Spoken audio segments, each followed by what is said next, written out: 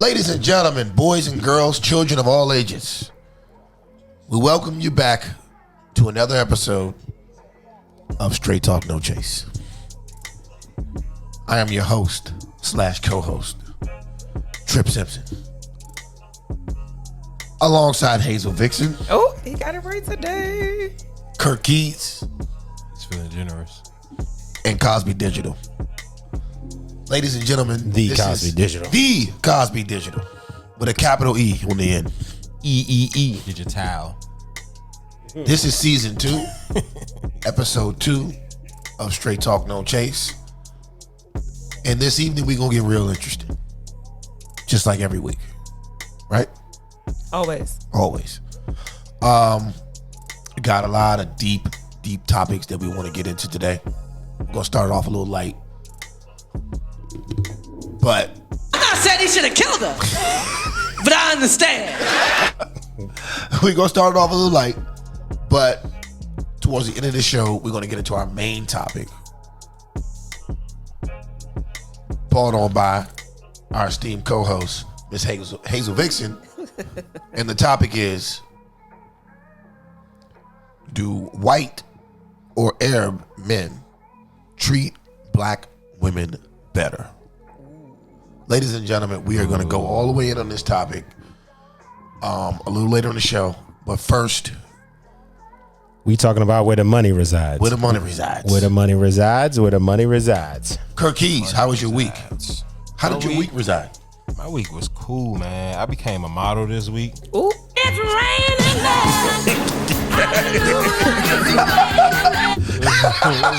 I'm becoming a model, man. Yo, we started off early. We started off early this week. I'm excited. Tell me about it. What you do?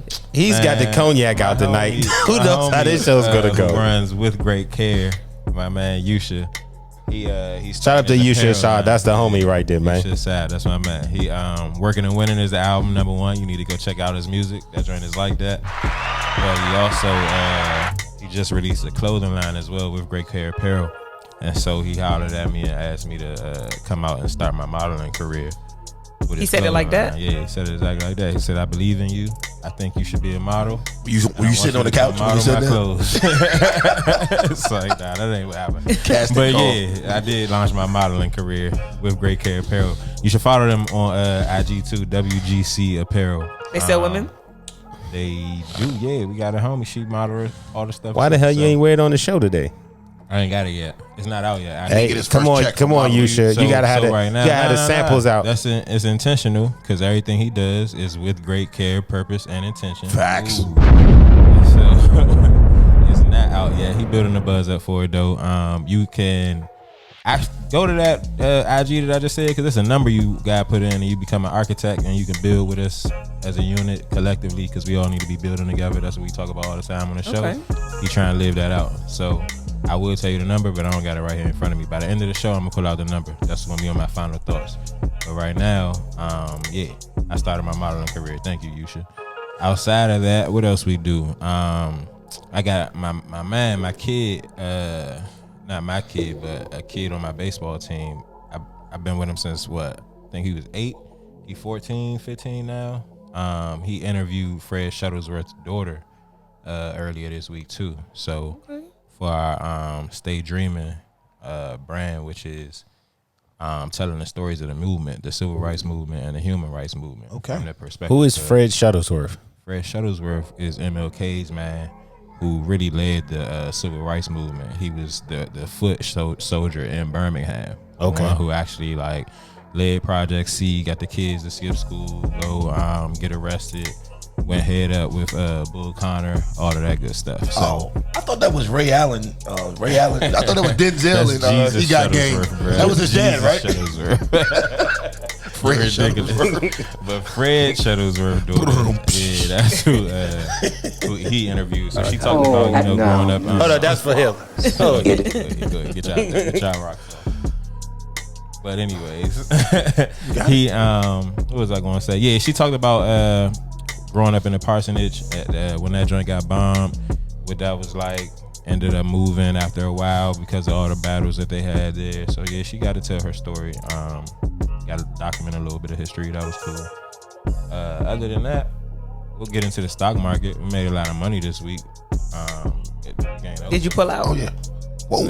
That's what she said. Exactly. Nah, not yet. I'm booming. I said he should have killed her, but I understand. We ain't even really talking about all of the those Reddit stocks and stuff like that. Those some people might have pulled out already because you probably should have. Other people are saying, nah, stay in, stay for the long haul. Nah, I had a GameStop baby. Yeah, I had a GameStop twins. You in there? They wouldn't even let me buy that shit, man. Diamond hands. Yeah, we'll talk about that when we get there. But yeah, they saying you should still stay in. You still gonna get paid out eventually if you stay in. So I don't know, but I'm not even talking about those stocks. I'm talking about like weed stocks, a whole bunch of other stuff. So we'll talk about that later though. But Facts, Kurt. what's up with y'all?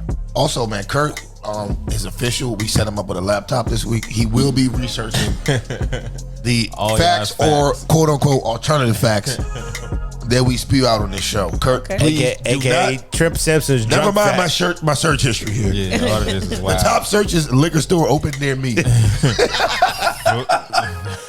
Followed by Pornhub. Right. You a freak, bro. It's raining back. That's basically what he over here searching. All right, Miss Hazel.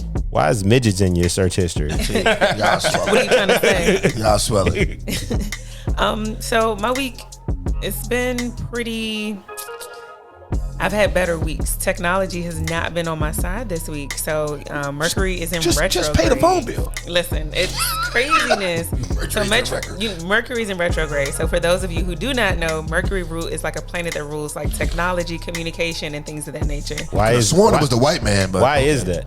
Why is that? Yeah. I don't know why that is. I don't know. But everything controls different things. Like the moon controls your emotions. The sun is mostly your ego. And so all these things are correlated energetically.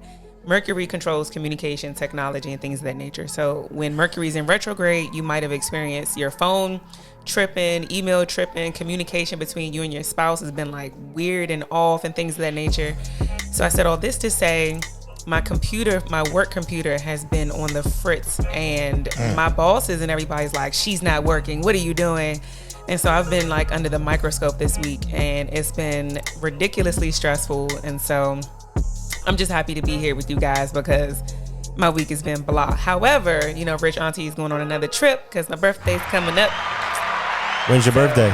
February 21st. Oh, it's coming up soon. What sign is that? Pisces. The water sign. Shit, I'll be out of town too. Indeed. We probably out of town at the same time. Indeed. You're going to be at Tulum, man. I'm on the 17th. Okay. Yeah. Sorry, I didn't mean to interrupt you. No, you fine. So he's a cusp baby, essentially. Okay. So he's an Aquarius. I'm a Pisces. And yeah, next week, headed out of town, so I'm kind of just getting all the whatnots out, and my computer, work has been like crazy. So it's just like, clearly this is just more validation that I need to just go ahead and be a stay-at-home wife. Are you gonna work while you're out of town, or are you just gonna? Absolutely not. Normally, I'll take my computer and everything with You don't me. even believe in marriage. I never said that. Who said that? She just said last week she wants to be a stay-at-home I definitely wife. said that. Who said I ain't believe in marriage? I believe in a different type of marriage. I don't really want to do the 50-50. I want to marry a provider and all that other stuff. But we can talk about that another time. She would like to be a kept. just making up She wants to be a kept woman. Yes. Stay-at-home wife, all of us. You must be fitting the mood, the motherfucking. She's gonna Say get. it. She's gonna get her Arab man. We'll talk about that later. We will get into that. So at any rate, technology's been kind of crazy, but I'm gearing up for a trip next week, and I'm really excited. And I'm Where you excited going? to be here. Miami. Again? Back to Miami. Y'all, it's so tough getting out of the country. Listen, if I could, I would have been in Bali or Thailand last week. You know what I mean? I would have been gone, but just getting back in town September. and the whole required COVID testing to get back and all of that, it's just, I don't feel like, messing with that. So it's like, forget it. I'm going to Miami. So I'm excited. Okay. I'm excited for you. You don't seem too excited. I am. That's the excitement. Yeah. Ooh, I'm I would excited. hate to see when you're not excited. So Like- excited. So excited. Mr. Digital, what you got, man? Hey man, I had a pretty good week. Okay. Shout out to all of my family and friends is in town visiting. You know what I'm saying? Spend some good time with my cousins, got family, doing their thing. Friends from Cali in town, man, and we just been having a good time hanging out, doing our thing. It's hard when people come from out of town in vacation mode, but you still doing your real life things, and they get you swept up in that shit. That's what's been happening to me. So I was like, damn, where's my days gone? I'm like, So I've been trying to establish my work days early, get up early as possible to get my work done before I get into the fuckery and shenanigans. You called it this morning getting your work done? Yeah, I did. That's what I did. I was up. Were you? All the way up. All the way up. According to the group chat. They forgot that I was in the group chat, y'all. And I was like, wait a minute. They was like, oh, forgot you were here. So there's that. Hey, first of all, I need y'all to be on my side. That's what I need. Okay. Anywho, yeah, that's my week. Sounds like a good week. How was your week? What you do? This week. A whole lot of nothing. No. This week, I spent a lot of time in front of the computer doing a whole lot of Research. applications. If you smell me. I mean, You should tell the American people, Government money. you've been paying your taxes for umpteenth years. You're a responsible citizen. When things happen, you need to reap the benefits of what your government has for you, because Capitalism. at the end of the day, it's your money. exactly. So, Capitalism. all I can say is I cannot stress the importance of paying attention to politics. I'm looking at you too. Hey, I'm kidding. I was gonna say, you always want to throw them my way. But no, this week I've been chilling, man. I've just been, focusing on the things I've been focusing on for the past forever. Family, finance, and fun. Getting ready for my 37th birthday next week. Turn up. 37. God damn. Okay, nigga, you're 36. I ain't 36. Okay. Forgot you stayed back in second grade. You got a couple years. Saying now, people, he didn't stay back. I never stayed back. They say they held back, or you left Held back. He wanted was, to. He was left back for social reasons. Never. So, yeah, anyway, celebrating a 37th birthday next week. Headed out of town as well. And just living life, man.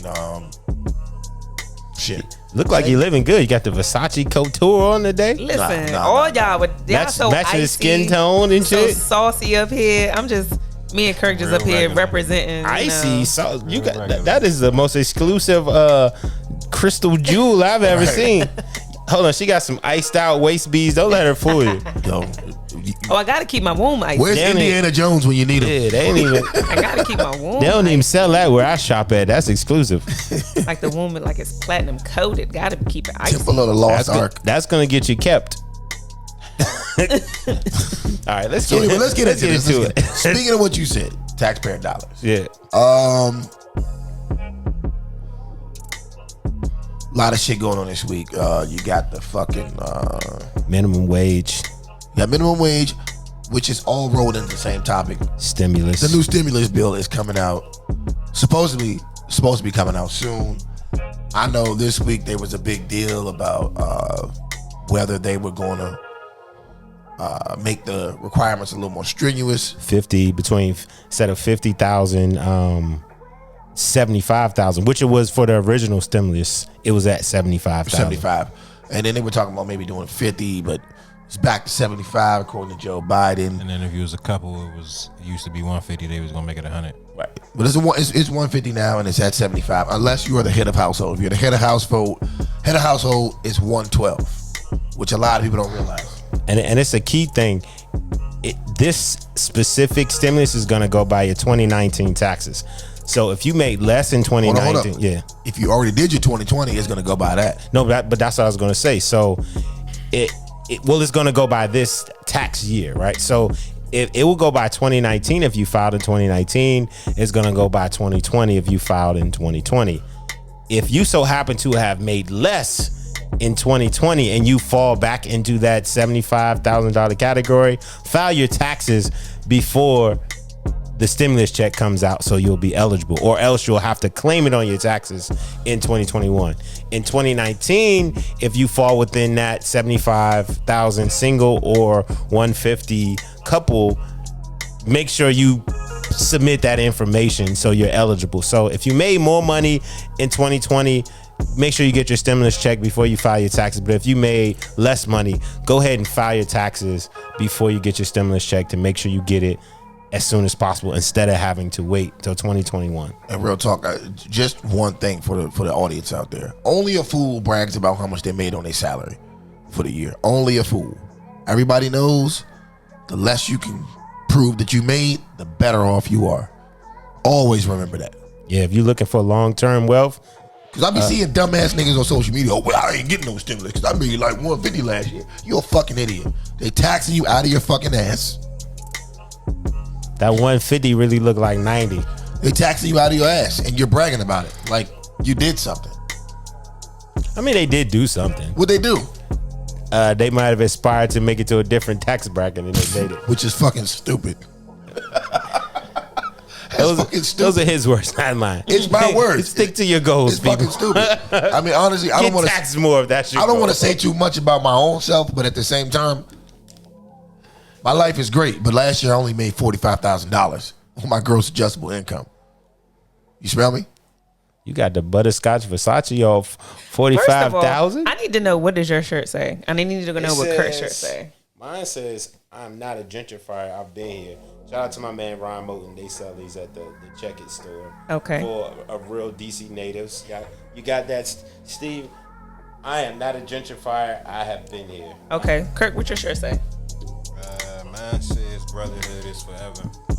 Okay. What does your shirt The say? Million Man March. Mine says the black woman is the black man's responsibility. Somebody drop a bomb for that. That's interesting. Versace, bitch. Versace. I don't give a fuck about these self-loathing Negroes up here with these goddamn civil rights shirts on. I mean, it is Black History History Month. We're just trying to keep the money in the community. I mean, but you can give it away to the Italians. That's fine. Hey, man, the Italians never mind. I'm not even gonna go there. Don't set them up for that one. Yo, shout out to everybody who made these black-owned shirts, man. Hope y'all niggas ain't paying no taxes, man. Support small business. So man. let's really jump into the topic. So stimulus, right? We touched on this topic very lightly, but let's really dig into it, right?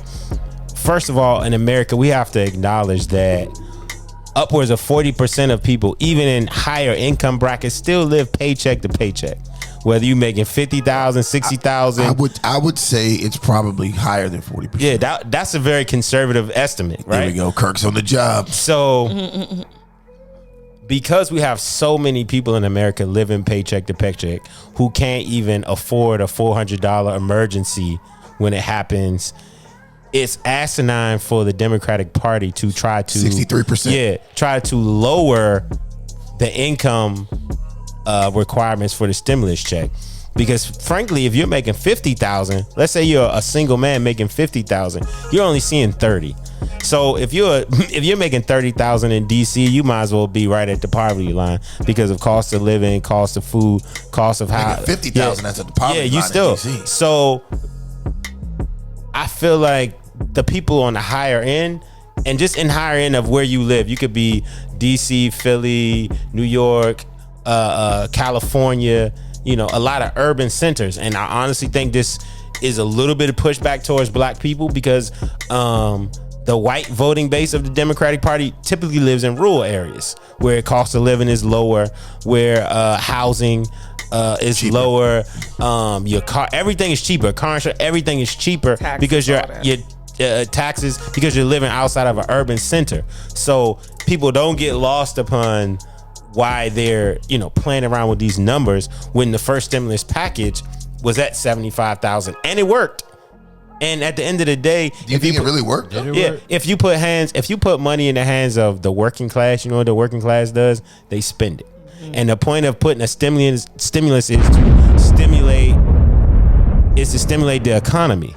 So if you put money in the hands of people who are going to spend the money immediately, whether you agree with everything they spend it on or not, they're going to stimulate their local economy. I know the fucking liquor stores and fireworks stands in DC around 4th of July was cracking. Now, Mr. Wallace. Come on, man. That was a joke. You can't give me the buzz on the joke. Now, Mr. Wallace. Come on, my brother. It's Black History Month. The button works both ways. Remember that. Oh, yeah. It's going both ways. But all jokes aside.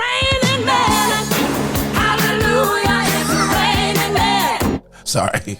All jokes aside, any stimulus money is meant to stimulate the economy. And when you put money in the hands of working people, 9 times out of 10, they're going to spend it.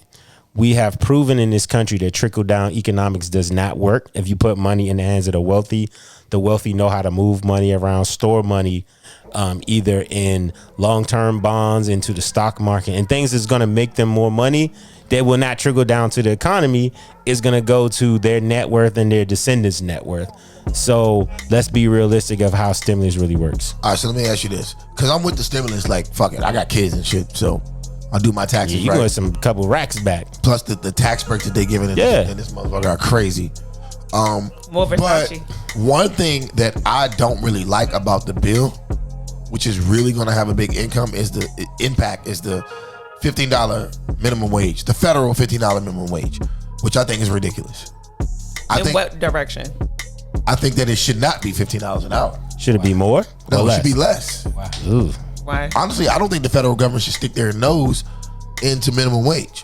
I think that it should be a state by state, county by county, city by city determination, because every place, like, what the fuck do somebody in bumfuck Idaho does need with $15 an hour minimum wage? What do they need with that? So what do you think the minimum wage should be for DC? Me personally, as a business owner in DC, probably about $12 or $13 an hour. So, but here's the thing. But you got to understand. But hold on, here's the thing. You can say that person doesn't deserve $15 an hour and shouldn't get it or doesn't need it, and that's all good and real. But if the areas that do need it and should have it aren't responsibly activating that and raising it the way they should, then it's the government's job to step in. And the government can't just step in and say this specific place got to do it. So they say federally this is now a mandate. What areas? And then raise all the what areas? And who is the federal government to? In majority of this country, the living wage is, or what people are making, or minimum wage is less than what the living wage is in majority. So not what areas, damn near every area. But you okay? So as a person who has at least 30 employees, I can't count them all off the top of my head, right? If I pay everybody $15 a fucking hour, I'm going out of fucking business. Yeah, but you sound like Walmart. Because my overhead is retarded. Like, I'm not gonna pay. You find a way? I'm not gonna pay a 16-year-old kid who are most of the people I employ, $15 an hour, like. So what you don't understand is when you're forcing these small businesses to pay people that much money, guess what's going to happen? The hours for the regular worker are going to decrease because my overhead is going to go. I'm not Walmart. I can't afford to pay people what Walmart can pay because I'm not making Walmart money. I'm making small business money. You understand that? So to force everybody to pay everybody this wage, like we're all in the same boat, is not fair. So do you? Because you got overhead, bro, and Walmart's not going to hire everybody. So if you want to work for me, I can't pay everybody $15 a goddamn hour. That's crazy. So there's precedence to this, right? Every time the minimum wage was raised in this country, this argument was brought up, and it was the same argument. I can't afford to do this. It's going to do this. It's going to do that. But guess what happens? The marketplace adjusts and business adjusts. So if you want to be in business in this current climate, you have to adjust your business to be able to pay. If you look at the trends from the last 20 years, fam, for the last 20 years, Americans have gone deeper and deeper into debt and deeper and deeper. Look at the stats he just pulled up. Hold on, of Americans you just switched the whole argument. I'm talking about every time the minimum wage in America was raised, this argument was brought up by the business owners, which I understand why business owners would do that. I'm a business owner myself. Okay, I thought you was about to say something. My bad. I'm a business owner myself, but I also believe that the market always adjusts. Just like you have Walmart, and let's say Sam's Club, which is Walmart, in the same market as Costco, right? Costco, as a business model, has chose to pay their employees a living wage, right? They're still prospering as a company. They have a certain amount of market share. They're thriving. Walmart chose to do the opposite. They're both existing. We've both all probably shopped at both, right? So it's incumbent upon the company to make a decision. How do you want to operate? How do you want your employees to be able to operate? Can I give you a reasonable alternative? Would you be okay with $12 an hour? No. $12 an hour. I mean, considering the market and how things are going right now, yes. Only because when we're talking about minimum wage, right? We're talking about kids. We're talking about maybe people in college who their responsibility. That is a flat out absolute falsity. I'm on this though. I'm on this, bro. I mean, if your life's goal, it's not about life goals. It's not about goals. It's sometimes like your life goal, like. What about the women that were like domestically abused and had no options and just needed to get a job, and it happens to be a minimum wage job, and they still have children to take care of, or recovering addicts, or just people who weren't unable to get in the workforce? So I should run my business in the ground because of that. So the pandemic, like if I gotta pay everybody $15 an hour and I'm only making but so much money. But right? You can't say it's only teenagers. It's only college students. You don't deserve to be in business. That's what I think. That's bullshit. If I got to pay everybody this amount of money, I'm going to be in business. Whether or not you think I deserve to or not, it's just fine. I'm going to pay you $15 an hour, but your hours getting cut, your hours getting cut, and your hours getting cut. Are you still in business? Yes. So this is the thing where that conservative talking. Hold on. This is where that conservative. Hold on. This is where that conservative talking point. That's bullshit. I'm not a conservative. But it's a conservative talking point that you're saying. But I'm a business owner with employees. So am I. But I'm gonna tell you why it's a conservative talking point. So when you first enact a wage hike, right? All businesses have to adjust to a wage hike. But the wage hike, especially at a federal level, it goes across the board. So in the short term, every state is not on the same level, bro. We're talking about a federal minimum wage, correct? Correct. So that's across every state, right? But what I'm telling you is, no. Not what you're telling me. Are we talking about a federal? Are we talking about a federal minimum wage that raises across the country? Go ahead. Is that what we're talking about? Go ahead. Okay, so when you have a business, you have to adjust at first. Businesses are going to have an issue. They might have to lay off employees. They might have to cut hours. Some businesses aren't going to make it because their business model was created on exploiting low-wage workers. So if you happen to fall by the wayside because of this federal mandate, so be it. Go back to the drawing board, redo your business. That's bullshit, man. No, it's not bullshit. That's bullshit. Your business. Your dumbass talking points like that. Your business model. No. The country up. We're talking about That's what people don't fuck with liberals. What's really you happening. You want to tell somebody to go back to the drawing board on the business they've been running? So if your business model is based upon how many employees do you got, man? How many employees do you have? So when I have to pay somebody, I pay graphic designers and web designers. I'm talking about. So my business. Hold on. When you pay graphic designers, no. Listen to me. Okay. When you have to pay graphic designers and web designers, I'm talking about people on the goddamn payroll. Yeah. Who you're paying taxes on, who you're giving them a paycheck every 2 weeks. That's not my business. Week. That's not my business model. Right. So hold up. So I hire. Chill out. No. You just said that's not your business model. So if your business, you just said that's not your business model. So if your business model, 1099 employees do not count for $15 a motherfucking hour. So if you're it's the tax paid employees, the ones that you have to give a W-2 to. Yeah, go ahead. Not a 1099. Go ahead. A W-2. Go ahead. That's what we're talking about here.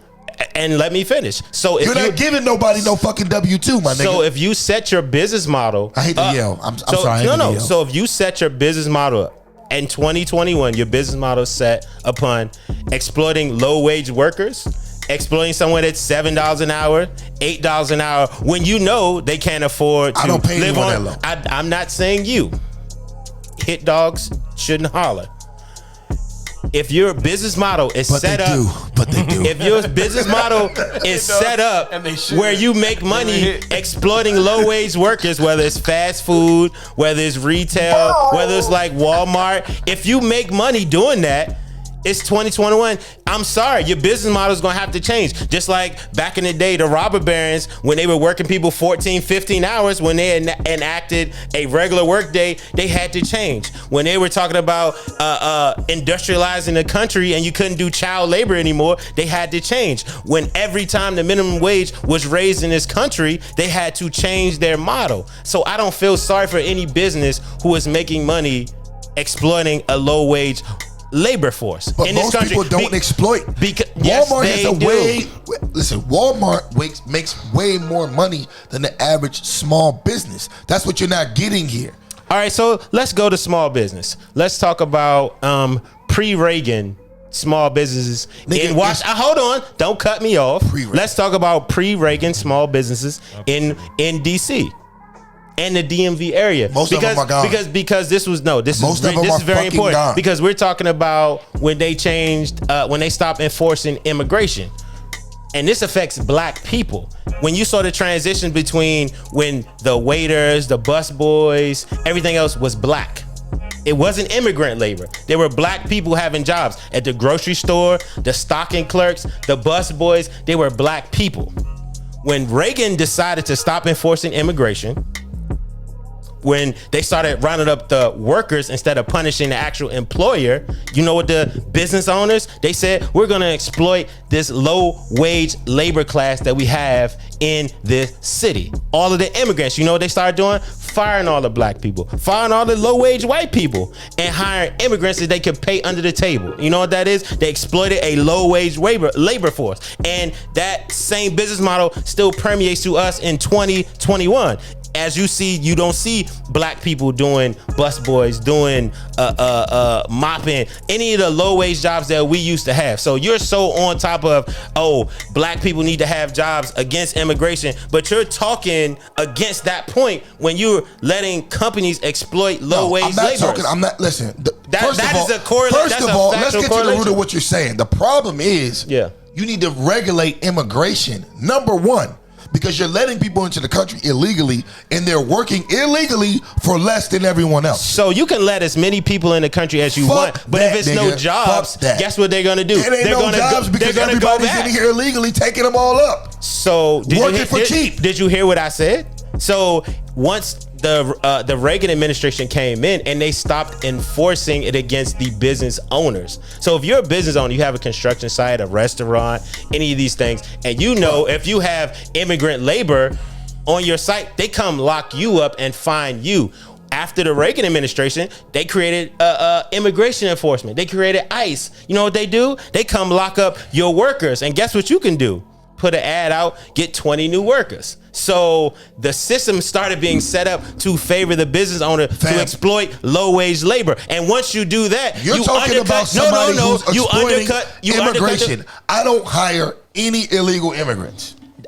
This is not for you. This is a real conversation about where labor is, because this is a labor conversation. Right. This is a labor conversation. But what I'm saying is, answer this question. Over America, right? Fly over America. Most economies in this country cannot afford to pay people that. Yes, they can. And it is unfair. And if they don't, they should go out of business. I think the only valid argument right now is something that's actually like relevant. So, if minimum wage had kept up with inflation since 1968, you should be making like $12 an hour federally. So where are we with minimum wage? Higher? I'm saying that lower. I'm saying minimum wage. This is my overall point, right? I have a rising tide lifts all boats. Oh my God! Feeling about the minimum wage. Now, Mr. Wallace. And he can poo-poo it, but history has shown that when the minimum wage and when you put money in the working class people's hands, history has shown our country goes up. Yeah. When we experienced the Make America Great era for black people, late 70s through 80s, it's because interest rates were low, working class people had more money. People coming back from the military had money. Middle class people had more money in their hands. And once America realized, hold on, these middle class motherfuckers making too much money because their household is stable now. So once your household gets stable, you focus on other issues.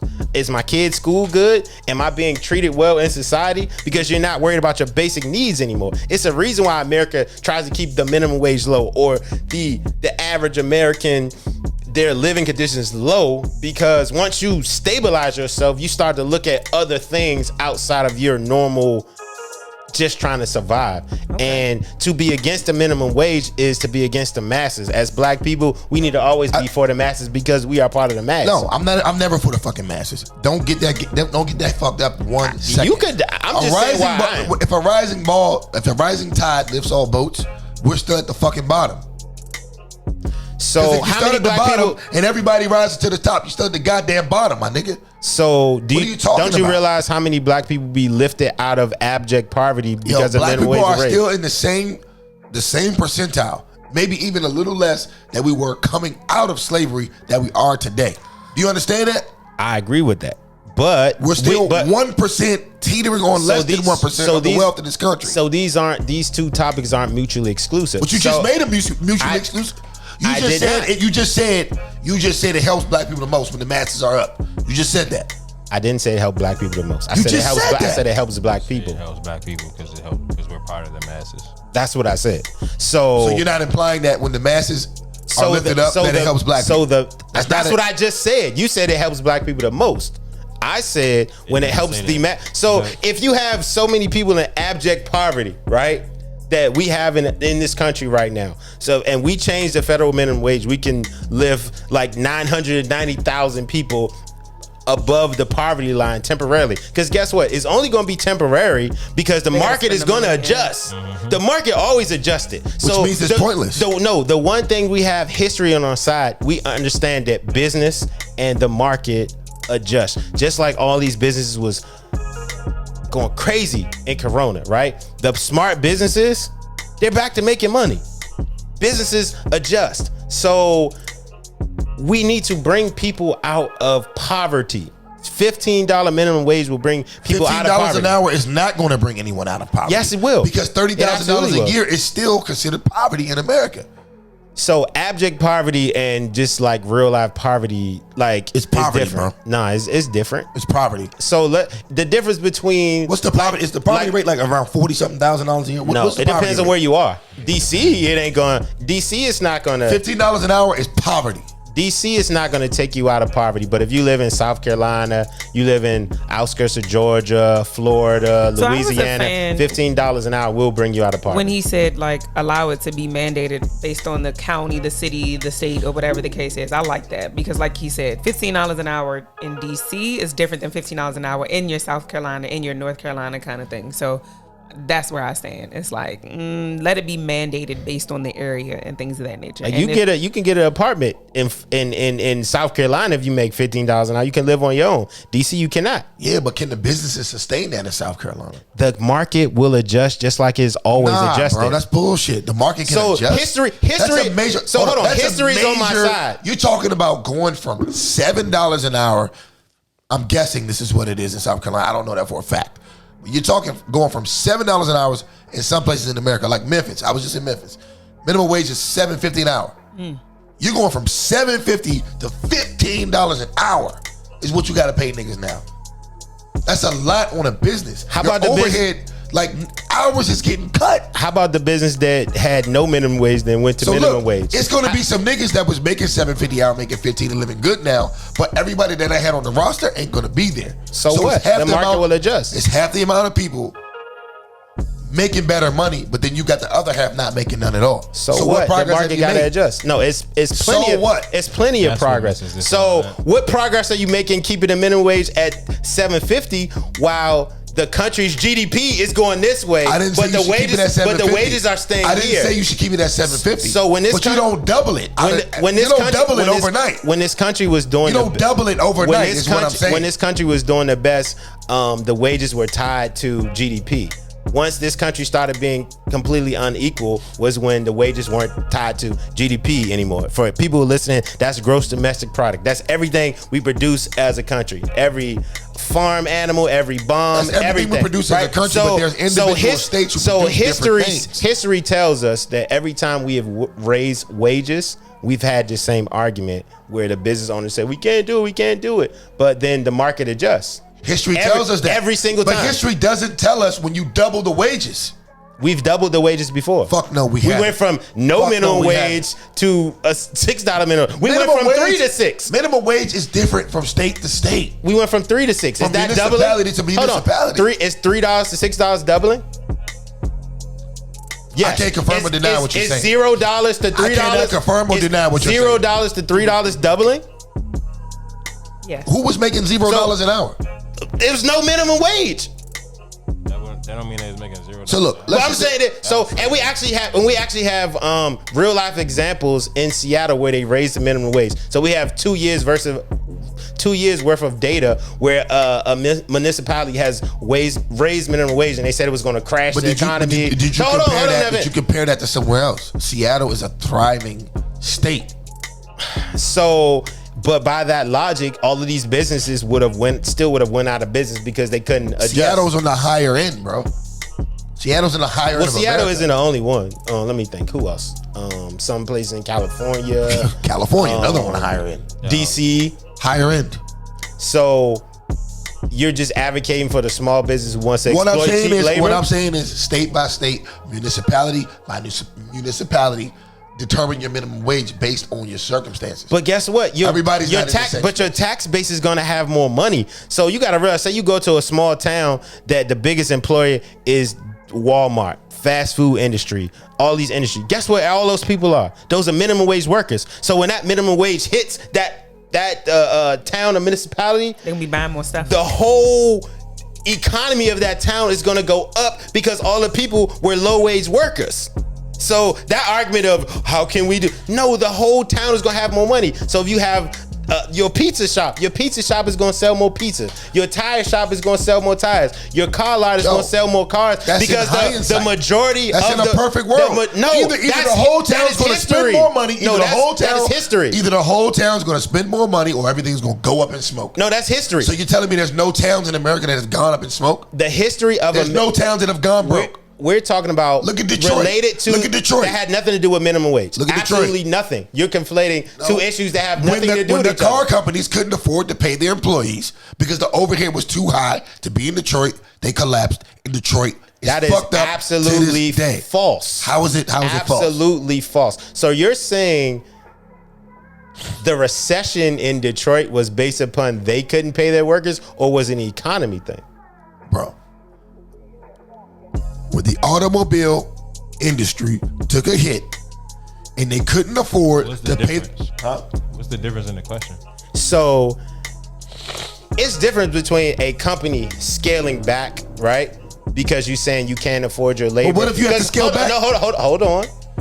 When companies can't afford labor, they cut positions. They cut this back, they cut this, they close this.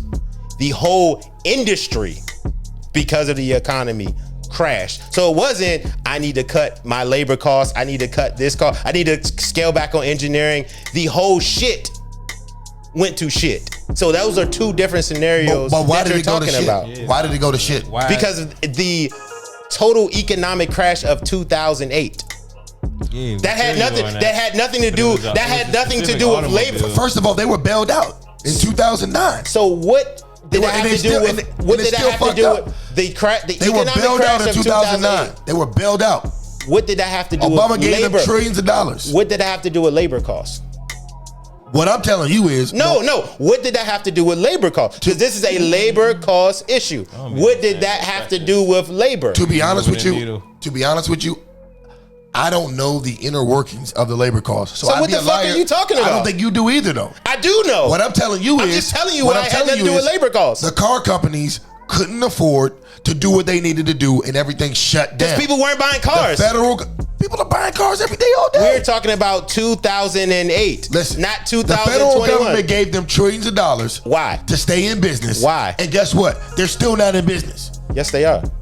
A lot of them went out. We can agree to Who went disagree. out? Hold on. What car company that got bailed out went out of business? Most of what it is they scaled back. I'm sorry, not the car companies, the plants. Back. Like you got a Ford that they used to have Mercury, they don't got Mercury no more. You got GM, they used to have Pontiac, they don't got Pontiac no more. And they aren't producing cars in America. They're making trucks now, but they're in business and their balance sheets is up. But there's no jobs here. The jobs are in Mexico and China. No, the fuck they not. Yes, they are.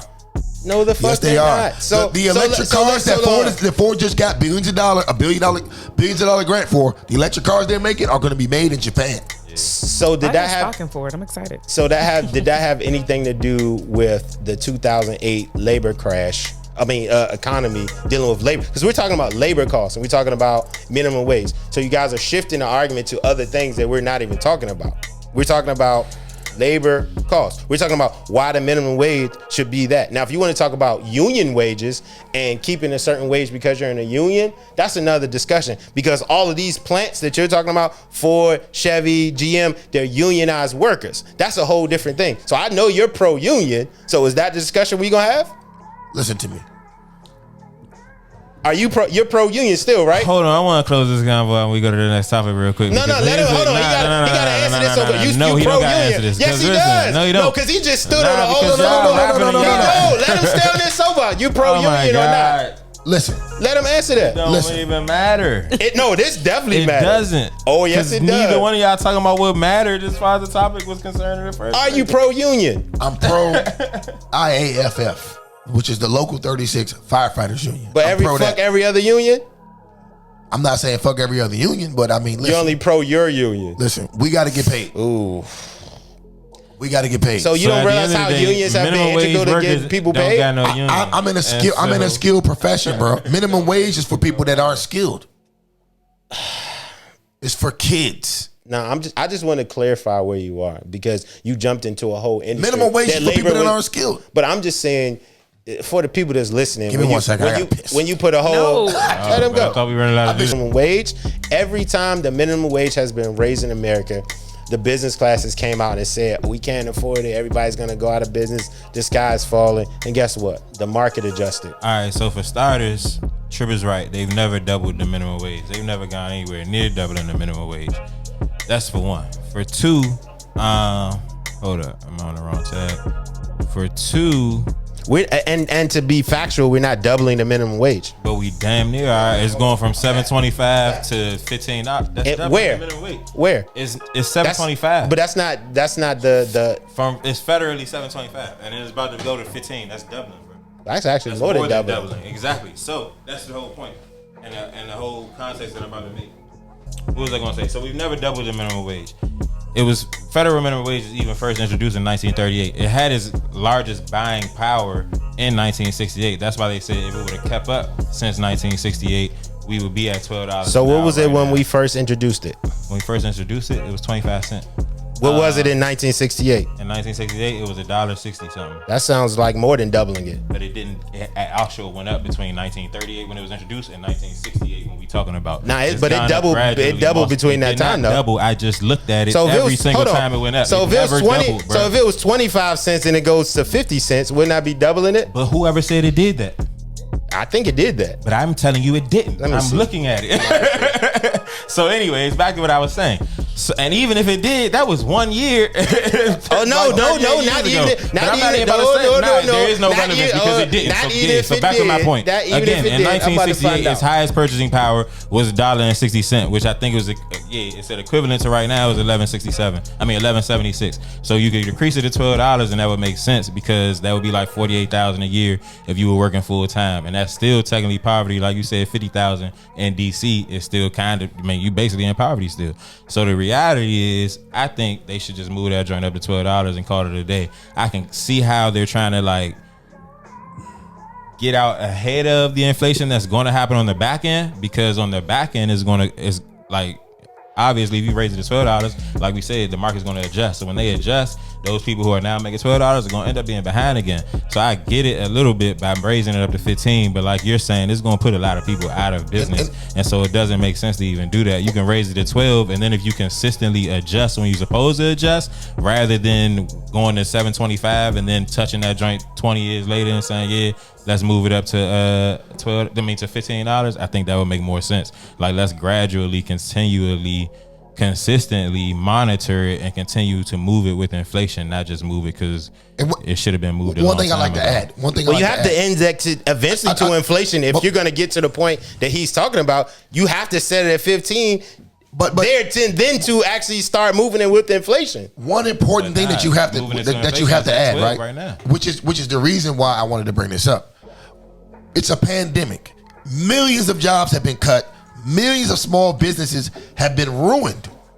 If you double the amount of money that the average small business is supposed to pay someone, you're going to ruin even more jobs at this point. You don't. Why would you do that? Because you don't need. If you cannot confer with the standards that the country sets that we need to move forward and progress in our economy, don't be in business. That's bullshit. It's not bullshit. It's not bullshit. Anybody that's really in business would never agree to no dumb shit like that. That's the stupidest shit I ever heard. So that's the stupidest shit I ever heard. Do you realize that's how economies work, bro? So economies work when people can get paid and go to work and pay their bills and pay their fucking taxes. So the thing about history, right? Millions of jobs have been cut during the pandemic. So the thing this is a pandemic relief bill. So now I actually want to piggyback on that too, because that's a good point. So we sitting here talking about raising the minimum wage, but if you raise the minimum wage and there's hella people that still ain't even working, is putting a huge gap between, you already got one between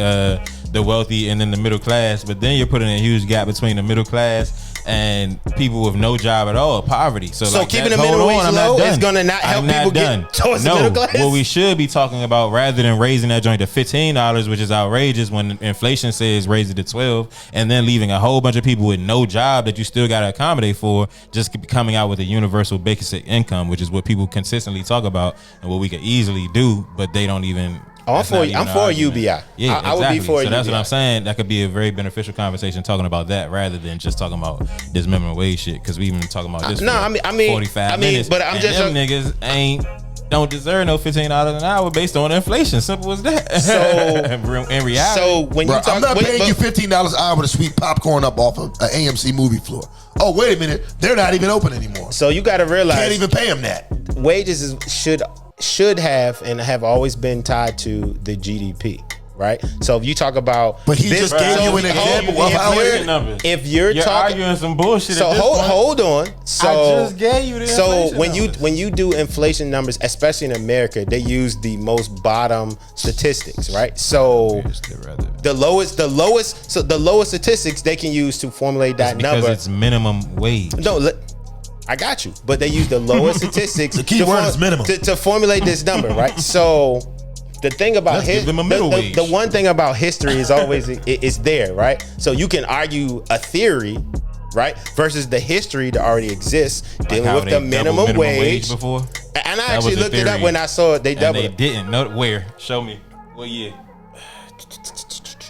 I like when niggas October 24th, 1945, January 25th, 1950. It October went from 24th, 1945. It went to 40 cent from 30 cent. And no, That's not double. and then it went from January 25th. It went from 75 to 75 from 40 cent. That again is not double. 40 cent to 75 cents It's is not doubling double. it? No. Oh, I'm sorry. Is it 47% increase? No, it's 40 cents to 75 cent, and that is not. No, 40 cents to 75 cents. Yeah, and that's not 50 cent.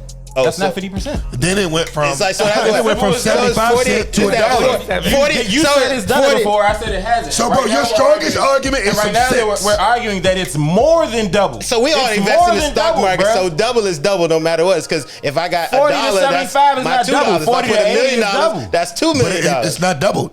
Bro, it didn't double. So y'all arguing 5 we're cents? arguing a fact. Nigga, you're the one that brought the cents Exactly, into the equation. because when we're talking from 1945 to 1950, 5 cents is very relevant. It didn't double. You can fill up your tank It with still 50 went cents. from 40 cents. I hear you. It to did a lot, bro. 75 But guess what it cents. didn't do? So it didn't give you didn't that double. extra 5. So it went 45% of the way. Okay, that's cool. It's not 50. Did the It economy doubled. crash? No, they kept moving. That was my point. Well, that was right after World War II. That was my point. So, you know. The World War II money is not pump- 1935. World War II, 1950 when- 1945 when, was this right was. after World War II. What the So- fuck are you talking about? No, you talking about fucking 1945. It was not World War II. Okay. 1950 something was World War II, And not he- 1940. And he said that's when it happened, bro. And you World said- War II. And you said it When didn't did it happen? then. What year? Hitler fucked up with the Jews 40 to what, 44? I don't know. Don't look for me for the answer. You jumped out there. What's it say? What the 1939, 1945. 1945, end of World War II. And the shit changed in 1950. Go back to college, my nigga. Anyway, let's go to the next topic. Actually, hold on. That actually makes my point because the minimum wage went up because of GDP. What caused the GDP to go up? Because of the war effort. You got to build the But it planes. didn't double. And the next time it went up, You it still only arguing that after 5 a war, cents? Still it arguing that didn't 5 double. cents? Yes. Listen to what we're saying. Even after a war, it didn't double, and now we're not. It did. It didn't end up. No, it And didn't. then right after that, it And now never this doubled is- after that. It never doubled after that. Never. And we talking about It more never than doubling doubled. it right now. It never Even doubled after though that. Inflation don't even suggest that it needs to be more than double right now. It does. Oh, It does now, because I said Mr. it does, Wallace. and my name is It- Cohen. No, All right, because next because topic. because the gross domestic product is really outpacing the minimum wage, and in those times y'all were talking about, the GDP Cohen, was sometimes tied it's to just minimum best wage. to say, you know what, guys, I was wrong. No, I wasn't wrong. Of course not. You want to argue 5%? Yeah, yo, Miss we can Hazel, argue that. Always, Miss Hazel, you had a lot on your mind this week. You called me in distress about In some distress. Facebook I group did. you were in, I did. and you told me that they were talking crazy. So I'm You in. have the floor. I'm in a couple of feminine groups, like Feminine or feminist? feminine, like femininity, Okay. like being better within your femininity, balancing your masculine and feminine energy, that kind of thing. And in the group, everybody's talking about like dating and the dating pool for Black women. And one of the things that came up was that Black women are pretty much moving away from dating Black men. And their reasoning is because they're going where they're celebrated and not where they're tolerated. So their thought is that by dating white men and dating Arab men, whomever, anybody other than Black men, we're highly appreciated, we're more validated, and we're put on a pedestal and we're praised. The concept is that in a white household, the white man is the head of the household, essentially. In a Black household, the Black woman is the cream of the crop. And so white men feel, why don't we just put these two dynamic forces together to make like a super couple? So listen, I can't make this up. And I mean, and when you think about it, essentially, unfortunately, although it has come to that, Black women, we are out earning our men. You know what I mean? That is a thing. White women, they don't have that same issue, but we are. So the concept is that as Black women, if you're still dating Black men, you're on a sinking ship. I was in the comments losing my mind. Like, y'all, I'm not ready to give up on my black men. I'm not ready to let go. And the black woman was like, well, that's fine. There's more black men for you to go around now because we're all leaving them, kind of thing.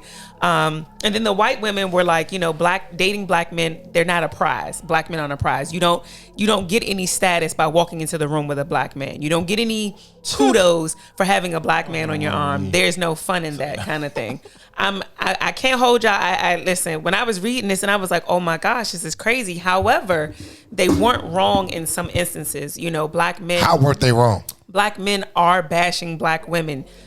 Like, it seems like black women are doing the same thing. But we're not talking about that. We're talking about right now how black men in their music, like from the 90s on, everything is bitch, hoe, less than. Like the way that black men talk about their lower class black women. But do you see the play? No. So I'm not disagreeing. Because if anybody is into black love, if anybody wants to marry a black man, if anybody wants to have black children, it is me. However, in this group, the women are like, black men are so hell-bent on going 50-50 in relationships financially, whereas other race men see the benefit in providing and allowing their women to stay home, allowing their women to be like domestic workers and things of that nature. Whereas black men is always, what do you bring to the table and how much can you afford? And black men require black women's salary in order to provide for their household. Give me a second. So I don't ever want to take away from the fact that I understand the societal constraints and things of that nature. I know that our men aren't in the best position to win when it comes to certain things. However, it doesn't change the fact that a lot of black women are like, they're getting off the ship because you don't respect us, you're cheating on us, you're beating on us and things of that nature.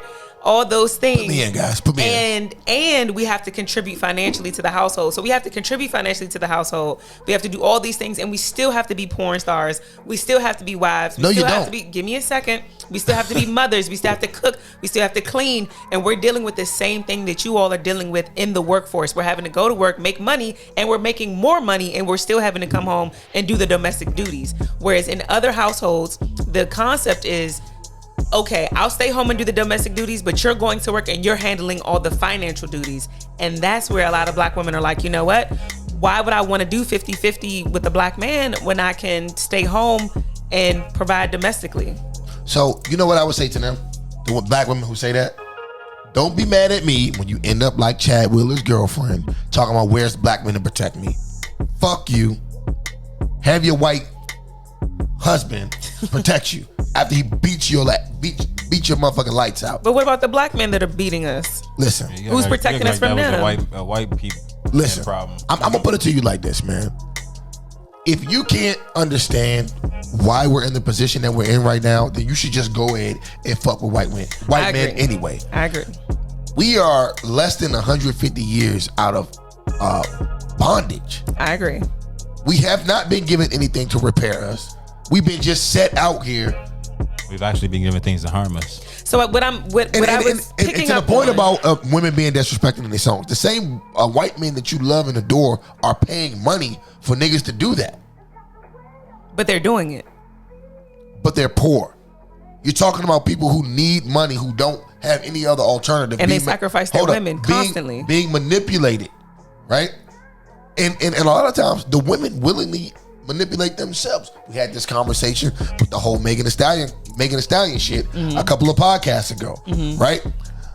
Black people willingly act as sheep to white wolves. Okay. And especially these black women who think that they're going to go to an Arab man or a white man and get this great life that they think they're going to get.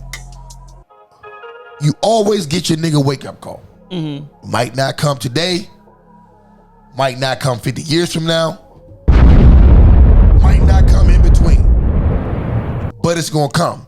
And when it comes, you're going to realize that you fucked up. And it's a rude awakening. So what some of the women were saying is that black women should be revered, and we're not. Even though we have been put in positions to win, even though we've have been put in positions to get better education, to make more money, our men still aren't respecting us collectively. And so that's the issue. And then I don't think that we're respecting each other. And then the concept came back to the reason that black men aren't respected globally is because they don't even respect their women.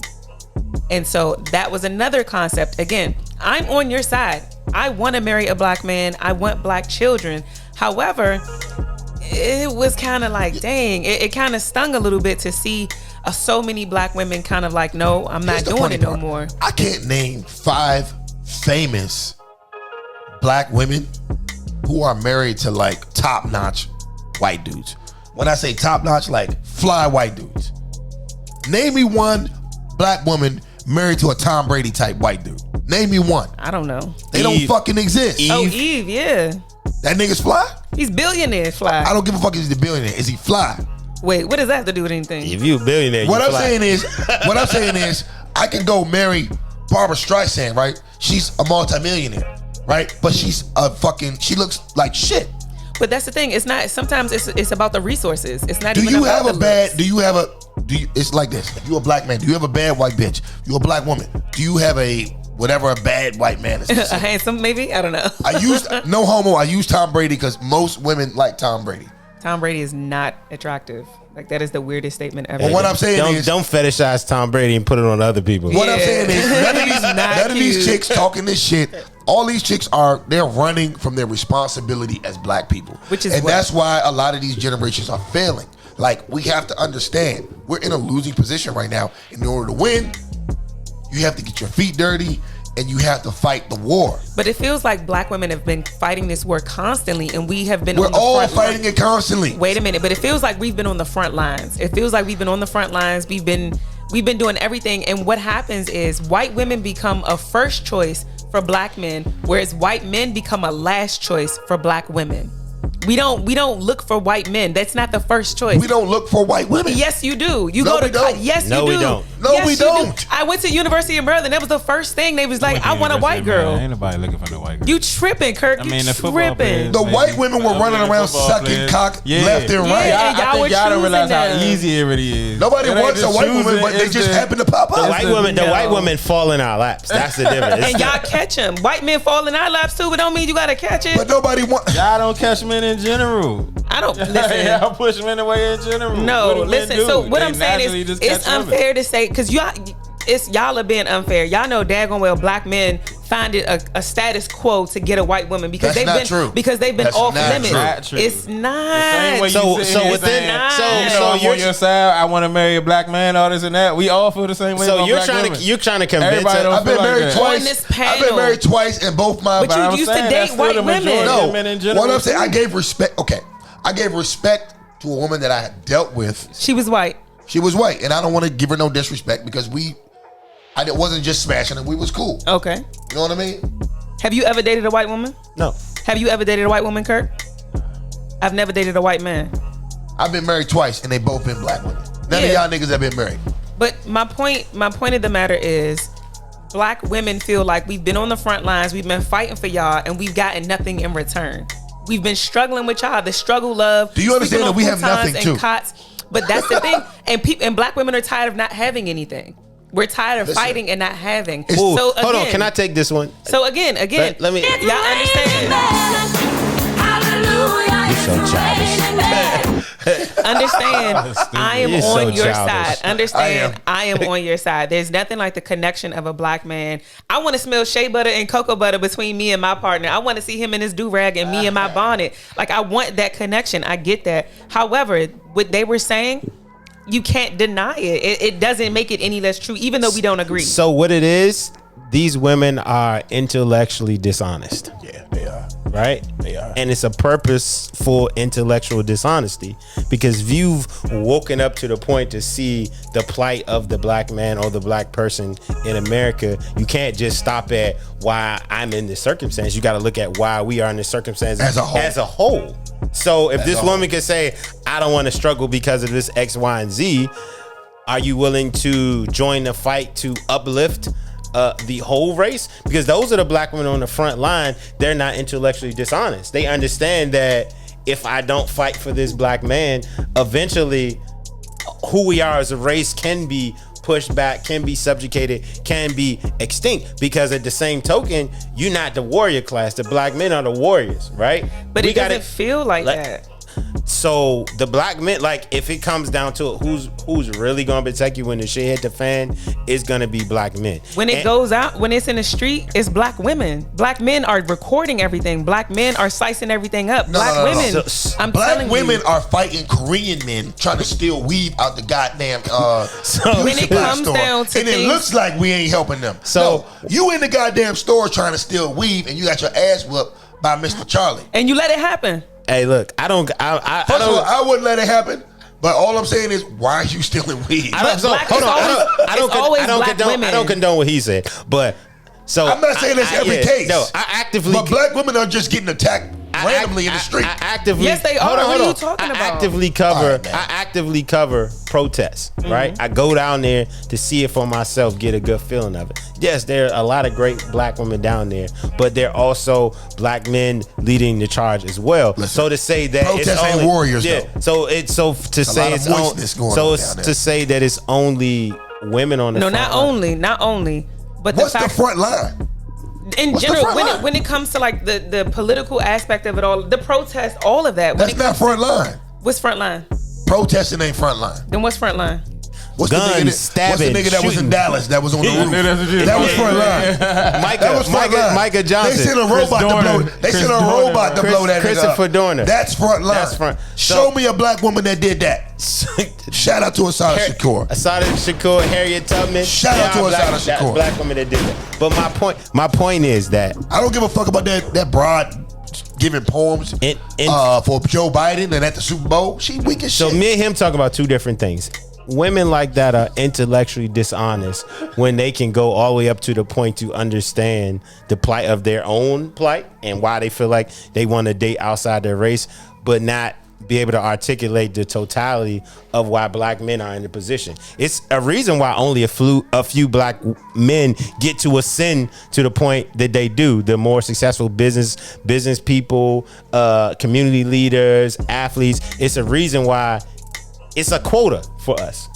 It's literally a quota. So until they are intellectually honest about the numbers are where they are, because there's an actual quota put upon black men, and if too many of them get in position, hey, let's click that mass incarceration in. Let's click that racism in. It's too much shit. They popping too much. Well, no, that makes sense, and I don't disagree. However, So fuck them if they don't mention that with their statements of why it's easier. Of course, if I'm a black man, I'm gonna look for a woman. If I'm thinking generationally, but y'all don't have the same loyalty to black women that we have. We to do. you all. Yes, we do. How can But you say we don't? collectively, you just talked do about a whole not. group of women, black women, that are willing to run to slightly out of shape, balding white men with 850 credit As a scores. last choice. That's what it really is. You all will literally seek out white women as No, we something don't. We Yes, do you not. This is the last choice, and What- I feel like the fact that it's even a choice should tell you something. White men used to have to actually rape black women and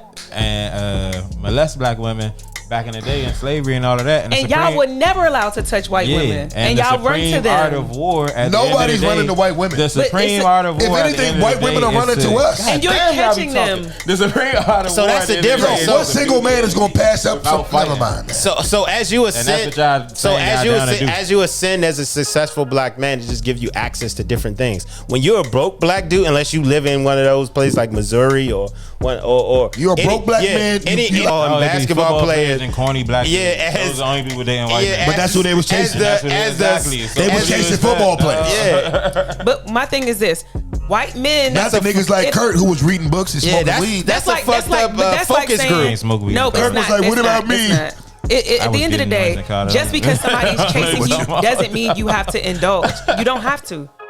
Why do you all allow white women in? Because that's fundamentally you not. don't allow them in. That's fundamentally you not You understanding were how dating black white men women. think. What are you talking about? Listen, So dating and fucking somebody is not allowing them into your situation. Then what is it? Like dudes will trip. He was and dating. Dudes will trip and I mean, fall. I was dating a white woman while I was married. So clearly she was on the outside. What?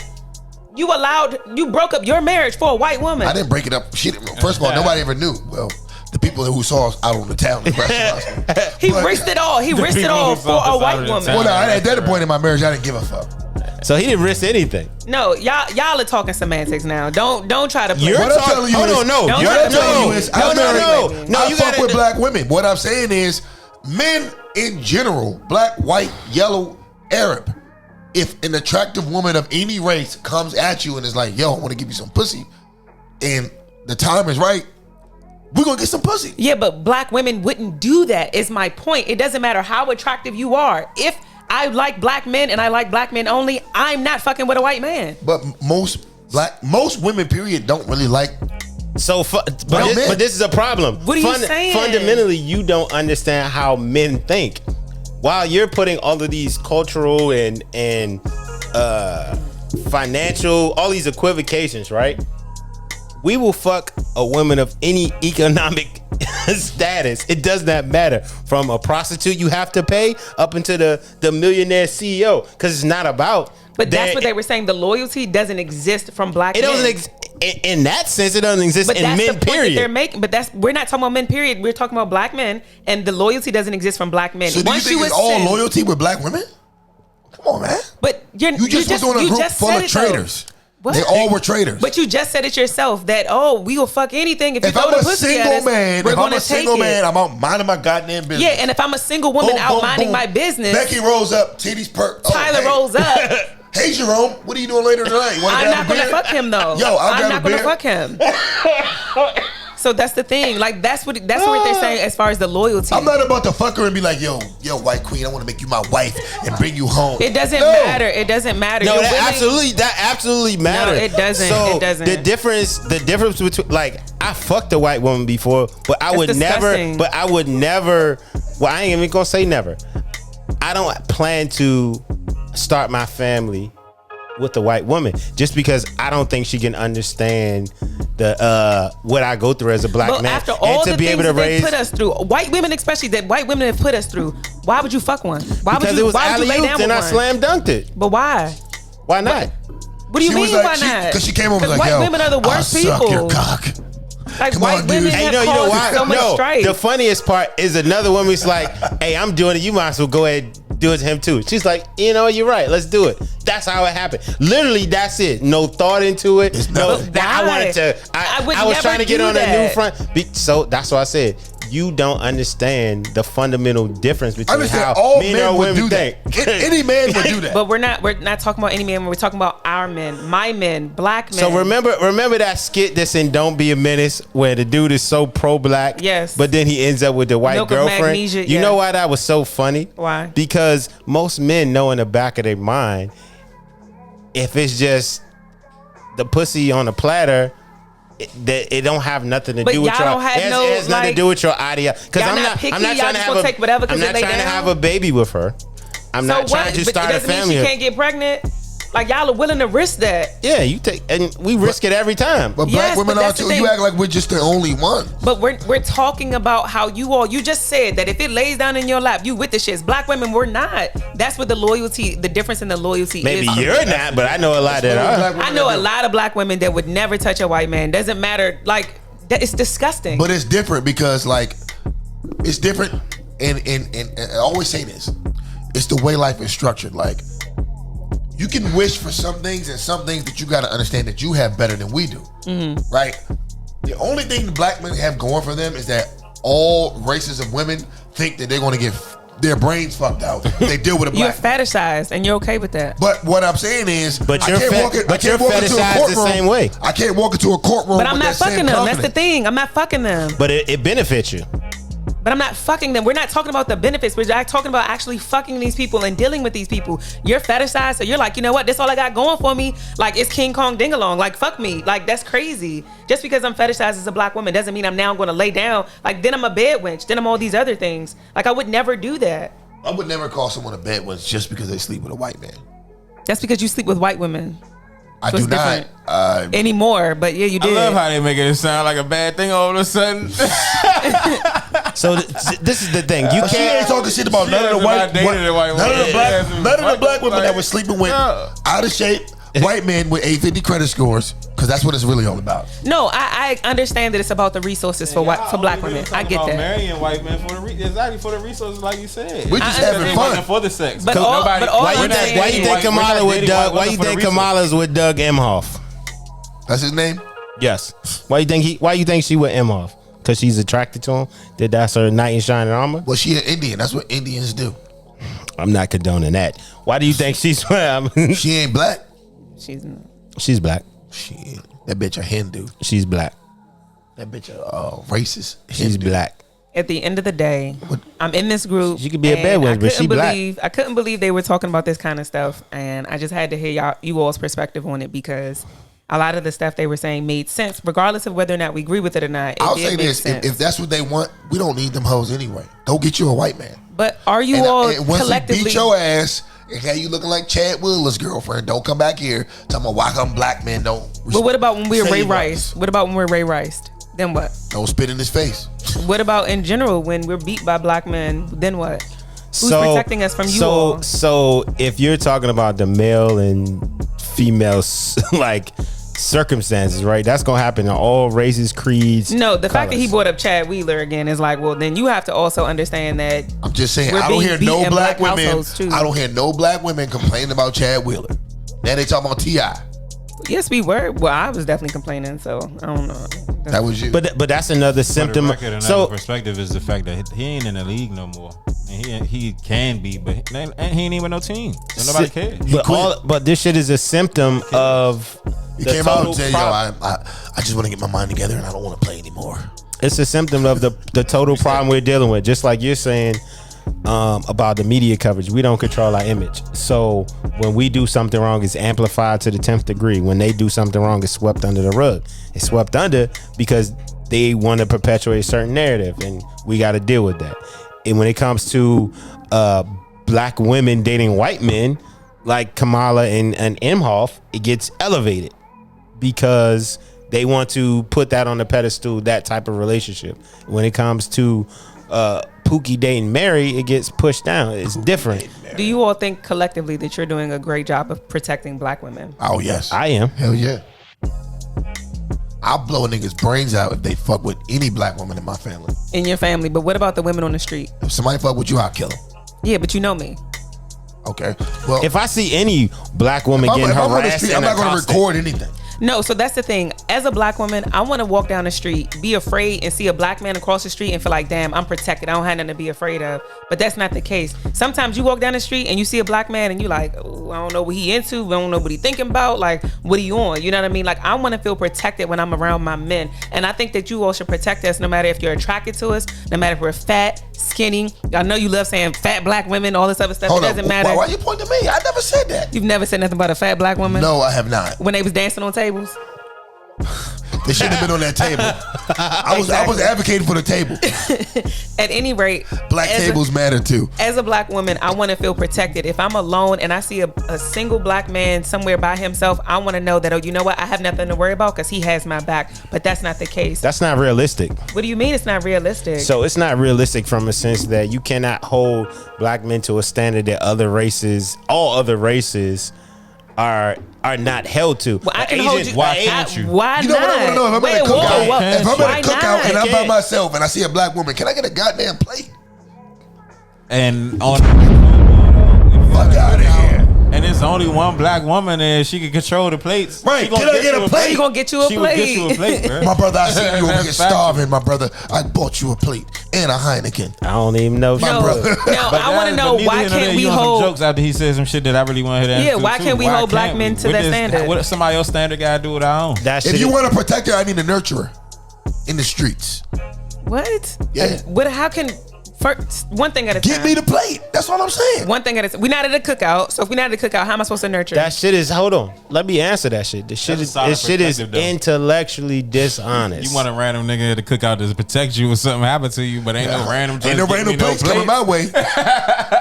No, y'all are. The shit is intellectually. And you know what, brother? I got you 3 devil names. So if you're smart enough, because if you're smart enough to understand all of the plights of black people that you've mentioned on this show, right? Mm-hmm. You're smart enough to understand why a black man walking the street has way more to lose than any other race of man walking, especially if he got his shit together. He got his family, he got a job. He has. So you couldn't protect a black Let woman. me finish what do 50 years.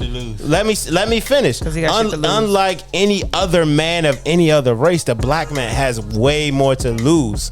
Man, it's been, I want to whoop a lot of people's asses, right? I wanted to do protection doesn't necessarily I want to do a fighting lot. them. You can just get her off the street, get her out the way. Anything. We don't get to make that distinction. If we decide to do something, we're doing it. Because what's my man and that got shot in the back trying to break up the fight? Oh yeah, the security guard. They got paralyzed. My man was with his kids. Oh yeah, the nigga in Wisconsin. Yeah, he was trying to break up a fight. 2 black women fighting. I'm gonna go break it up. So what you don't understand is the black women, when we're on the scene, we are the threat. No matter what else is going on, we are the threat. While a police officer will walk past you as a black woman, you're not perceived in a threat the same way that we are. So not rather saying than it's not protecting equal. us, we're getting recorded. No, I'm telling you why your expectations There's of a only black African niggas recording black. Yeah.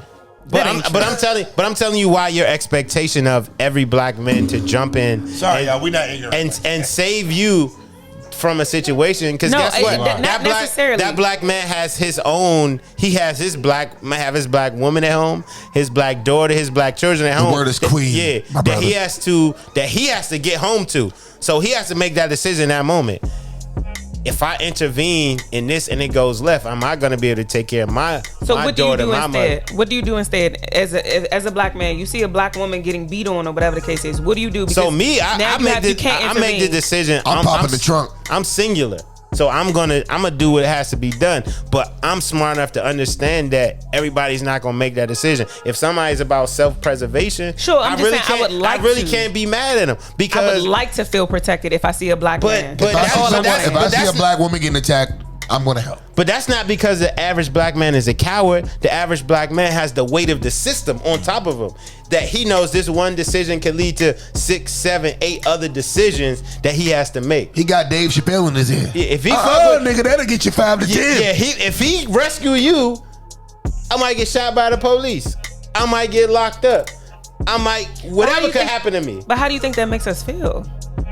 It doesn't matter how you feel. That's the reality. Yeah, but why do you think black women are like, damn, we don't feel protected? Because you all have to make all these other decisions. Why you can't protect us? So as black people, we are not protected. It's just not a black woman thing. But every black person that drives a night, women push the culture. Women have the children. You need to protect the women and the children. I think the answer is both of us need to stop being cowards and just protect each other. Like, I would protect you, think that's the answer. but I understand what the average man, the average man is pushing a nice car. Matter of fact, any car, when the lights come behind them, they thinking about their whole life flash before their eyes. Okay, fair enough. So I just thank you guys for your perspective. I just definitely wanted to bring this topic to the show just because it was crazy how a lot of black women were like, you know what, we're jumping ship, and I just wanted you all's opinion. Let them jump. Think about this. If your husband, right, was out in the streets and encountered a situation where another black woman was being attacked or accosted in a certain type of way, and he was creeping, no, not because he was creeping, but he chose to intervene, and then he ended up getting charged with a crime. How would you feel about that? I'd be upset.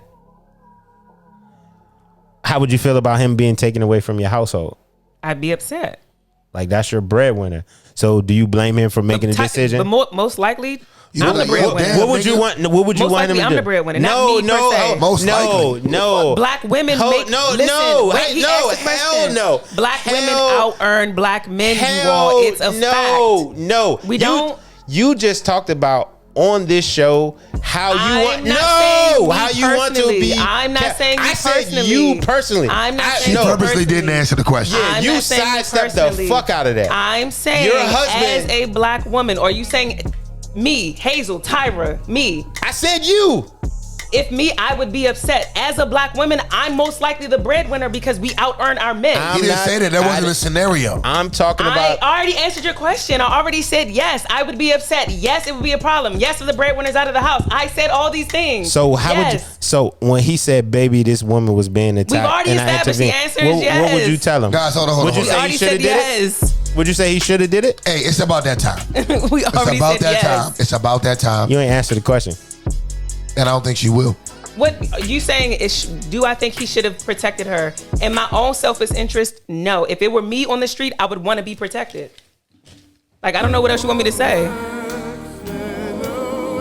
Like, I don't know what point you just made. I think I'm missing it. So I don't ever want to hear you argue about what a black man should do, shouldn't do in a situation. When it actually comes down to you, you wanted your own black man to say, fuck the woman on the street because he's looking out for you. I would like to feel protected. That's all I said. I don't want to hear that fucking argument. That's all I said is if I see you and you see me. Y'all saw that, right? I would like to feel protected. I would like to feel protected. It doesn't matter. I don't care who you start giving high fives to and give. I don't high five anybody. But I'm saying virtual, like air high fives, Guys. all that energetically. It doesn't matter. I want to feel protected. If I see a black man and it's just me and something goes down, even if it's not toward me, I want to feel protected. I will protect you. I will protect you. That's it. I would too. I want to feel protected. Even if you don't do shit, I want them to look at you and be like, you know what, that black man is there. I'm not going to fuck with her. I want to feel protected. That is a start for me. Hazel, it's that time. It's that time. That's because y'all took 2 hours to argue about the fucking stimulus. Oh, shit. Stimulus is important. I mean, it is about money, right? Always. Hey, if your black man don't get his stimulus check, Valentine's Day gonna look fucked up. You know what I'm saying? Ladies and gentlemen, it is that time. The music has changed. The music has changed. We got some new grooves for the final thoughts this week. The energy has changed. I like it. Yo, let's just take a minute. Hold up. Let's just, we purchased this.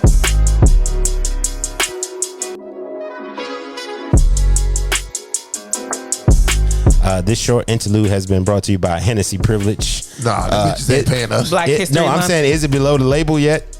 Where are you at in the bottom? No. Oh, God shit, is good, He's man. been drinking responsibly tonight. Yeah. His cup is smaller. Yeah, I mean, I really thought about what you said earlier. Mm-hmm. What'd you say again? I don't know what we talking about. Hold up. Yo, honestly, your final thoughts. Yo, great topic this week. Once again, you have outshined the sun. So Mercury ain't in no type of retrograde this week. You outside the SUN. Claim it, girl. Claim it. The way Mercury was messing with my computer this week, it's been insane. However, Mercury was messing with the white man's computer. Let's get it right. I'll take that too. Technology has just been crazy. Communication in general has been a little difficult this week. So yeah. When it comes to the stimulus, I thought we was kind of going to talk about what you're going to spend it on. So for personally, one of the things, if I get the money, I don't know if the money's going to come to me because I am where the money resides. But if I get the money, like I'm like one car payment away from paying my car off, and I've never done that before, so I'm excited. Kind of doing a little bit of. What you driving a fucking Camaro? Some type of muscle car, yeah. Camaro. Is it an SS? It is an SS. Oh, you ain't shit. It is an SS. If it ain't an SS, what you riding in it for? Mm-hmm. That's why you don't drink. No basic muscle cars. Listen, no basic muscle cars. Okay. It needs some, yeah. So anyway, I'm excited. I'm gonna pay my car off. I've never done that before. All that money on a Chevy. I know. I'm thinking about getting a Tesla though. I'm kind of. I don't know. I'm gonna make a big girl You're like a purchase. Model X kind of girl. Yeah, I'm gonna make a big girl purchase. So I'm hoping that they don't change the parameters as it relates to the amount of money, especially with me being head of my household, considering I'm the only one in my household kind of thing. So gonna have to finesse that in any way that I can. I can help you. So I'm hoping that it works out in my favor. I'm looking forward to that. In terms of the minimum wage, I was on the side of raising it to $15, but then once Kirk got on Beyonce's internet and started looking up facts, I realized that, you know what, it makes sense based on the rate of inflation and everything, that $12 does make sense, because $15 would be a double, and that is pretty insane. And as it relates to black men, I love black men. Black men are my heart. Black men are my everything. And now, Mr. Wallace. Black men are my everything. I want to marry a black man. I want to have black children. And I want to uplift the black family and the black household. However, in this group and hearing their plight, it is understandable. But I do feel like they didn't take into consideration the societal constraints that you all face. And when I'm on the street, I want to feel protected by black men, regardless of how I look, regardless of how much I weigh, regardless of anything. I want to feel protected. And for me, I find that black women do a lot of protecting of each other. And I just wanted to extend both ways. And I know you better not play It's Raining Men, but I wanted to extend both ways. I want black men to feel equally protected.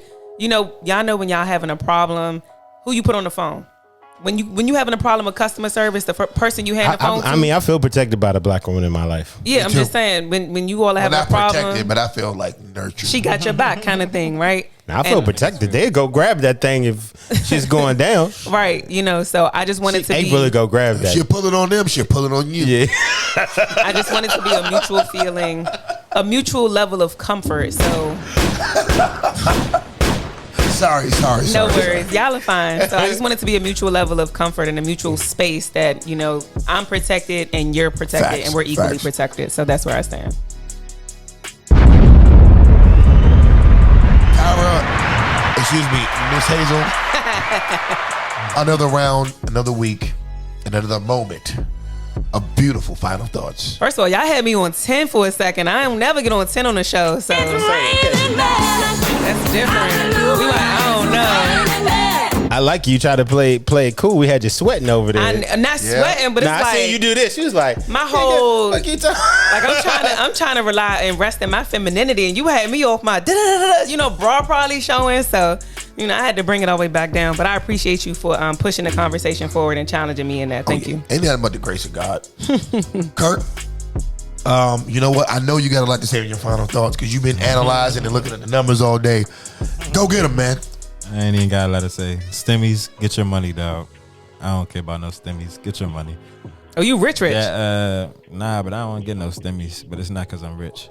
What was I going to say? I mean, you ain't doing your taxes right. Nah, I just don't get no stimmies, bro. I got you, man. Don't worry. I ain't rich, bro. I don't get no stimmies, bro. Trust me, my nigga. You can get a stimmy. But I ain't Pause. Said I couldn't. I said I don't. But what was I going to say? That minimum wage. Free money. Right. What the fuck you talking about? Y'all worry about me too much. I said what I said. It's the new glasses, man. I said what I said. He's too cool. They new? Them the ones from last week. It's like they should be shades with their eyeglasses. Look over here. He got eyeglass. The eyeglass shades niggas don't need stimulus checks. They should be shades with their eyeglasses. He invests in all the marijuana stocks we were supposed to talk about. Is it my final thought? My bad, dog. Go ahead, man. As far as the minimum wage is concerned, I do feel like it needs to be raised. It ain't been raised in 12 years. I don't feel like it should be raised to $15. Okay. Irony is, when we started this day, I did think it should be $15 too. Okay. But I ain't really do much research because I don't really care about the minimum wage. I think it should be increased. I feel like it should be increased as high as they willing to raise it. But when you actually realize the impact that it'll have on the economy, I do think it should just follow inflation. And inflation, based on when the dollar was the strongest, if it was to continue, it'd be at $12 right now. So I think the federal minimum wage should be $12, and then they work these other city, states, and everything else out from there. Facts. And then protecting women. Oh, nah, not even protecting women. Women trying to marry elsewhere. If y'all want to go elsewhere, go elsewhere. I can control what I can control. I can't control what y'all do, and I don't know how these other men out here treating y'all. I just know how I'm treating y'all. And the supreme art of war is to be able to take your enemy down without fighting. So y'all used to fight to not take the white D. If y'all trying to go to the white D now, sounds like they won. So yeah. Your thing. I do feel like you should always be protected if a black man is around, and I do feel like I do my part at protecting black women when things happen. Like I've seen my own fair share of issues, problems, and address them accordingly. And my friends, I know that for a fact, they do the same thing. Like they done been on Southern Avenue, seen a woman getting beat at a bus stop, and go over and just start jumping dude. Southern Avenue? Yes, bro. Like my business. Some unnecessary, ain't got nothing to do with us fights, but that's what protecting black women are, and I stand by that. And my men are honorable because they do the same thing. So, Tyra, it's Hazel Vixen. That's all my final thoughts. Cosby Digital. First of all, thank you for everyone who tuned in this week and who's listening on YouTube or any other streaming platform. Straight Talk No Chase podcast. We appreciate you. Make sure you subscribe and like this episode and share it with someone who you think would like it. When it comes to protecting women, I'm all for protecting the black woman, right? But the black woman needs to stay on the side of the black man. And there's a lot of conversations that are going on around that are intellectually dishonest. If you can understand to the point that you feel oppressed or you understand the systems that are oppressing you, you have to understand that the black man is under that same system, and and I don't want to compare oppression, but the pressure that he's feeling is a little bit different than yours. The white man still fetishizes you, black woman. He will allow you in his space, in his presence, whether that's in the corporate office, whether that's at his business, whether that's working for him, taking care of his children. He will allow you in that space because he doesn't see you as a threat. He don't allow me in that. He doesn't allow me in that space in the same way as a black man. And to be frank, white men still run this world as we are currently 2021. So that is the basis from all of these arguments. So a lot of the times that women are making these arguments, they don't understand the real dynamic that they're dealing with. Black men, if they could control what happened to them when they intervene with you, if they could control their destinies the same way that white men could, they would be much more apropos to try to protect you. But we're human beings. The first rule of human beings is self-preservation. While we want people to identify with the black struggle, it takes a certain type of man or woman to do that. So I try not to judge the average person by my standard, because the average person is working off self-preservation. And if we're not addressing and coming behind the flag of pushing us forward as black people, black men and women, I don't want to hear none of that shit, because we're truly never going to get to that point if we don't come together. And all of these conversations are just divisive from the actual goal. When it comes to the federal minimum wage, I learned a lot studying Walmart, right? Walmart is the largest employer in the United States. And I studied their labor practices. I looked at how they come to towns, push out small businesses, push out the average worker, push out the average small business owner in favor of their business model. And they end up getting those very talented workers, owners to work for Walmart. And that's what they do. But they have a certain business model that they subsidize with your tax dollars. The average Walmart worker is still able to qualify for food stamps and public assistance and their housing and healthcare, because that's in their business model. And if you let companies like that dictate how we operate labor in America, we will stay in a position where we will be subservient as the average worker, because these companies who are the largest employer, specifically Walmart, who is the largest employer, sets working policy. So it's extremely important to understand that how the wages are tied to inflation.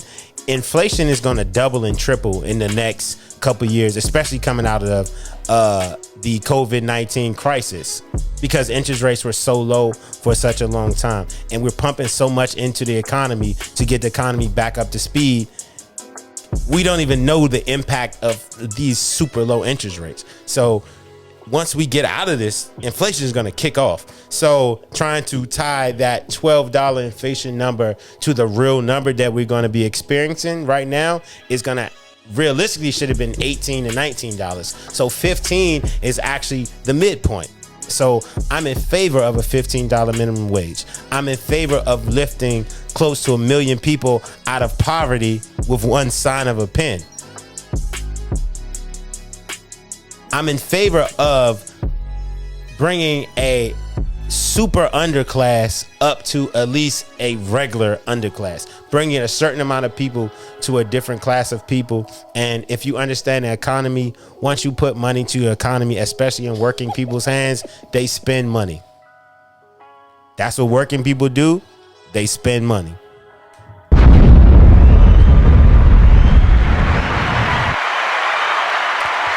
When it comes to black women dating outside of their race, I thought you already. Oh, I did that. Did I miss any other? You love talking so much. You did it, man. I did that. Yeah, you said it. You did it. We heard you. Who the Well, hell threw a card at me? Oh, that's my picture. listen. Shout out to Kurt with the new Polaroid camera. Zoom in on that. You got it. Yo, as far as my final thoughts, I don't.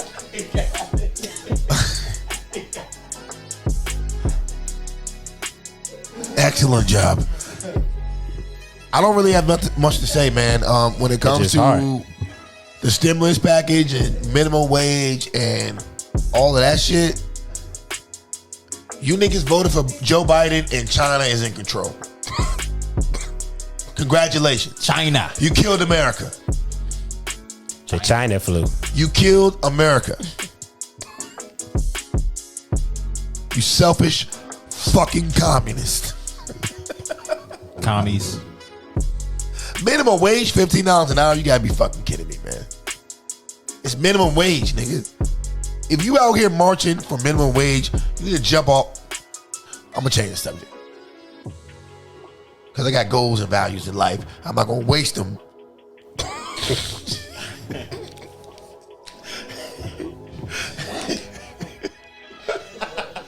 Oh, niggas out here advocating for minimum wage. That's like advocating for like oatmeal. I don't know. Just some low shit. Minimum wage. Oh, minimum wage. Minimum wage. Bring minimum wage. Y'all niggas are pitiful, man. Minimum wage is for kids. People who are just entering the world, entering the working world. If you're 40, 50 years old and you out here advocating for minimum wage, do us all a favor. There's at least 5 deep bridges in Washington, D.C. Pick one.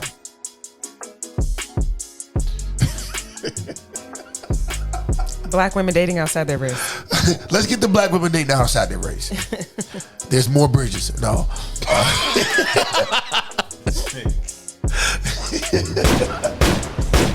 No. Listen, I don't have a problem with nobody dating outside their race, but if your reasons for dating outside your race are to throw it in the faces of people in your race, then yes, I do think you should also jump off a bridge. It's 2021. I don't have time to sugarcoat nothing. I don't have time to be nice to traitors. If your intentions are not